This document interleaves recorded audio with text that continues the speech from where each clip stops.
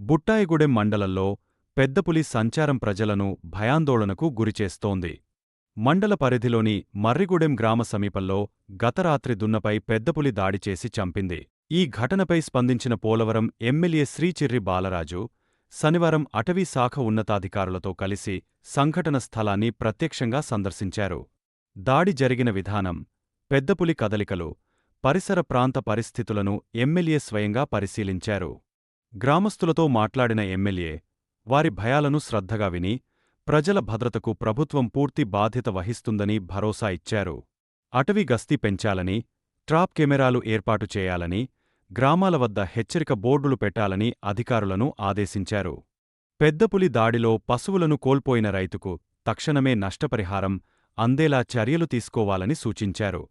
ఇలాంటి ఘటనలు పునరావృతం కాకుండా అటవీ, రెవెన్యూ శాఖల సమన్వయంతో దీర్ఘకాలిక ప్రణాళిక రూపొందిస్తామని ఎమ్మెల్యే స్పష్టం చేశారు. ప్రజల భద్రతే లక్ష్యంగా ప్రభుత్వం అన్ని చర్యలు తీసుకుంటుందని తెలిపారు.